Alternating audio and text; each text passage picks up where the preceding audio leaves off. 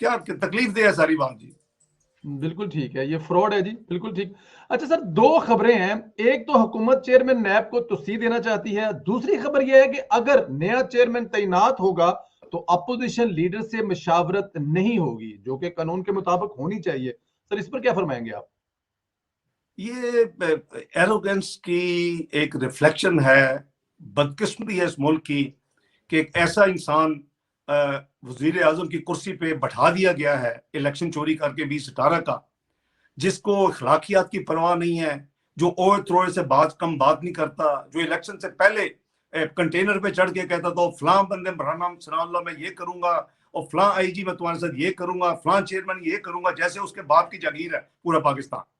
तो बात यह है कि कानून के दायरे में रहे, कि आइन के दायरे में रहे कि आपको काम करना है, और आपको जो कानून कहता है कि प्रेसिडेंट ने चेयरमैन नैब को लगाना है in consultation with leader of the house, जो कि प्राइम मिनिस्टर होता है, और leader of the opposition, equal है वो उस मामले में।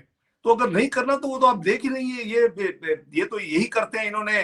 पीछे जो आपको याद होगा कि ईसीपी के जो 2 मेंबर्स खाली थे, उसके लिए इनके खत लिखने की तमीज देखें कि इन्होंने कैसे खत लिखा हुआ है। यानी एक बेसिक कर्टसी होती है दुनिया में, और ये रिफ्लेक्शन होती है उस ऑफिस की।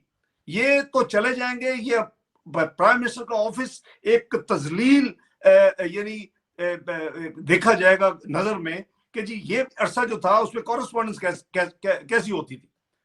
मेरा मतलब आप कोई इस मुल्क के कोई बादशाह सलामत है कि आप जो चाहेंगे वही, वो तो कहते हैं, वैसे तो कह चुके हैं कि जी वहां फलां कंट्री में तो देखे वो जो फलां बंदा उनका है वो जो कहता है वो करते हैं। बशीर मेमन को कहा ना, तो आप यहाँ ये क्या करते हैं, मैं जो मैं कहूँ मतलब मेरा हरफे आखिर होना चाहिए।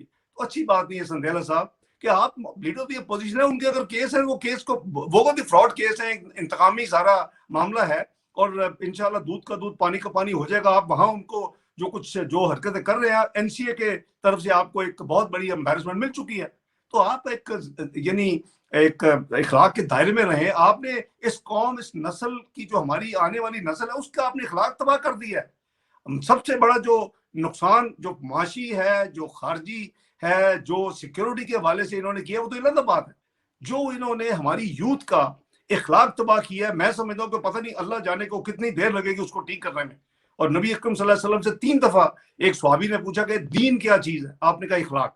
दीन क्या चीज है, फिर वो इखलाक, दीन क्या चीज है, उसी इखलाक की इन्होंने कबाड़ा कर दिया। और ओए त्रोए गाली गलोच ब्रिगेड रखी हुई है, एक नहीं कई ब्रिगेडें रखी हुई है, और पता नहीं 5-7 कंट्रीज की आर्मी बुला ले, इतनी इन्होंने बंदे रखे हुए हैं। वो नीचे आपको कोई भी शरीफ आदमी, अब तो लोग कह चुके हैं, कोई भी शरीफ आदमी को काम की बात कह दे और जो इनके खिलाफ हो और हक सच की हो, नीचे से ये इनकी वो इखलाकियात का जनाजा निकालने वाले बैठे होते हैं। किसी के 200 फॉलोअर होते हैं, किसी के 1000 होते हैं, किसी के 12 होते हैं। ये हालत है जी, हम किधर खड़े हो गए हैं। और ये एक यानी फाशिज्म की एक बदतरीन शक्ल है इस वक्त पाकिस्तान में जो हुकूमत है और जो इसकी करतूत है। सर बिल्कुल ठीक है, मैं इससे तो आपसे एग्री करता हूं सर। जो अखलाकियात तबाह हुई हैं उसको आपको शायद भी ठीक पड़ी कर। होंगी। जी बिल्कुल, अल्हम्दुलिल्लाह जी, सुबह शाम पढ़ती हैं।